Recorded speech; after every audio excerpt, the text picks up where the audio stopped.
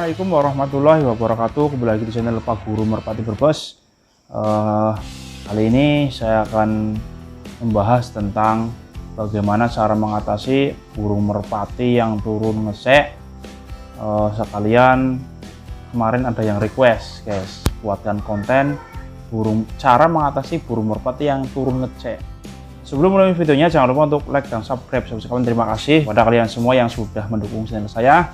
Terus dukung channel saya agar channelnya semakin maju dan berkembang, sehingga subscribe-nya terus bertambah dan bertambah. Amin ya rabbal alamin. Sebelumnya terima kasih yang sudah request kemarin tentang mengatasi burung merpati yang turun ngesek. Sebelumnya saya terangkan dulu nih arti daripada burung merpati yang turun ngesek. Jadi huruf C kan kalian tahu sendiri ya, seperti ini huruf C ya, huruf C. Jadi yang dimaksud turun ngesek itu berarti burung itu tidak langsung turun sep, tapi turunnya itu kayak gini, guys ya, atau sebaliknya turunnya gini ya. Intinya turun ngesek lah, seperti itu. Itu maksud daripada turun ngesek. Berdasarkan pengalaman saya, untuk burung yang turun ngesek seperti ini itu disebabkan salah satunya adalah dari faktor indukan ya. Faktor indukan sangat-sangat mempengaruhi burung itu bisa turun ngesek ataupun terjadi anakan sampai turun ngesek itu karena faktor indukan. Nah, jadi faktor indukan ini mempengaruhi segala sesuatunya dalam beternak merpati ya.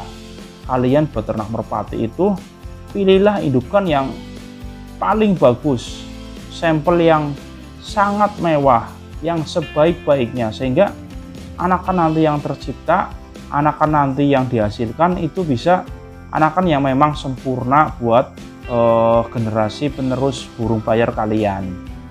Kemudian yang selanjutnya saya bicara tentang tadi indukan, kemudian daripada gen ataupun trah.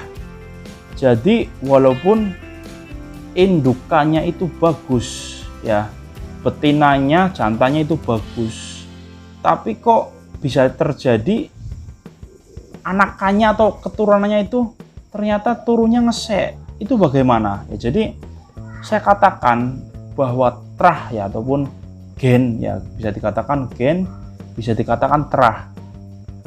Yang dimaksud dengan trah tersebut adalah bukan serta-merta anakan tersebut itu meniru pada bapak dan ibunya ataupun induk jantan dan induk betinanya ataupun bapak ibunya tadilah ya.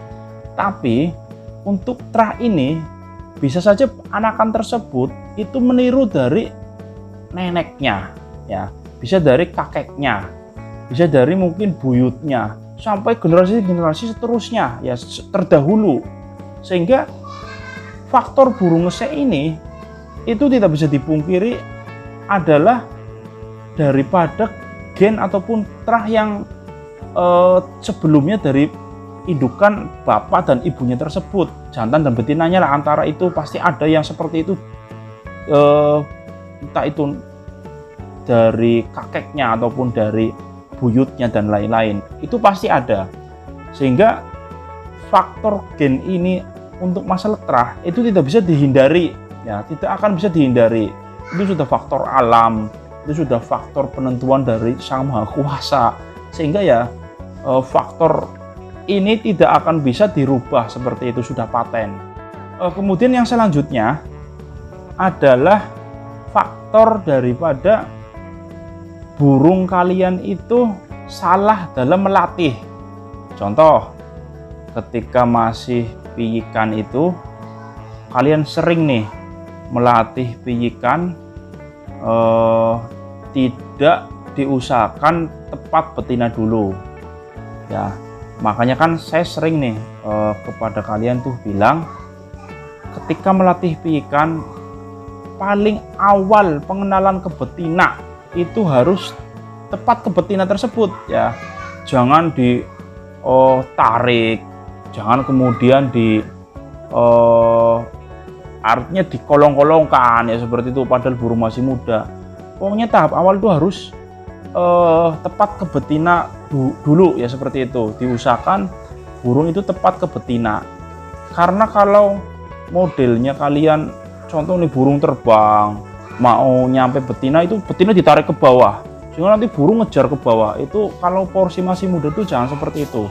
Usahakan betina yang penting digeber, burung turun ke betina dulu, turun ke betina dulu, sehingga dari awal latihan itu burung sudah ada mindset, punya karakter untuk tepat ke betina ya, sehingga faktor burung turun ngesek ini itu bisa dikendalikan, artinya bisa diminimalisir ya. Insya Allah dengan pola latih yang benar ini itu kalian bisa meminimalisir atau mengurangi terjadinya turun ngesek tersebut. Jadi untuk yang faktor yang ketiga ini adalah kesalahan dalam pola melatih burung merpati kalian. Faktor yang selanjutnya, faktor yang keempat atau faktor yang terakhir menurut versi saya adalah bagaimana terjadinya salah satu anakan yang memang takdirkan untuk tidak bagus. Contoh gini guys, kalian dari indukan yang bagus tersebut mempunyai 5 keturunan nih, keturunan 1, 2, 3, 4, 5. Katakanlah dari kelima keturunan ini sampel jantannya sajalah. Jadi ada jantan 1, 2 sampai jantan kelima. Ini saya cerita yang jantannya sajalah, jantan semua. Nah dari kelima keturunan tersebut kalian dilatih semua nih kelima ini ya. Itu pasti kejadiannya ada yang sangat mewah ataupun istimewa, ada yang bagus tapi tidak istimewa, hanya sekedar bagus, mantap ya, burung pokoknya bagus lah, seperti itu dikategorikan bagus. Kemudian ada juga yang juaranan ya, ataupun sering juara walaupun tidak sebagus yang nomor 1 dan nomor 2 ya, tidak semewah yang nomor 1 dan nomor 2, tapi yang nomor 3 ini itu pelan tapi sering juara ya. Nah yang keempat itu burung bener-bener tidak bisa untuk dilatih ya, tadi mungkin turun ngesek ya, jadi bener-bener rusak, tidak bisa dilatih ya, otaknya juga tidak cerdas ya, burungnya tidak cerdas, kemudian turunnya ngesek ya, pokoknya jelek sejelek-jeleknya lah, itu keturunan yang keempat ya. Ini yang kelimanya mungkin sama dengan induk jantannya ya, jadi tidak melebihi cc-nya, tidak melebihi jantannya ya, cc-nya tidak melebihi jantannya, itu seperti itu. Jadi yang saya sebutkan dari 5 keturunan ini itu ada salah satu keturunan yang memang ditakdirkan untuk tidak bagus, untuk rusak, itu pasti ada. Nah mungkin salah satu faktornya adalah itu ya, jadi bisa disimpulkan dari keempat faktor tadi yang sudah saya sebutkan itu, kesimpulannya adalah bagaimana burung yang turun ngesek ini adalah sebabnya atau faktornya itu 99% adalah dari gen, dari keturunan indukannya, dari terahnya.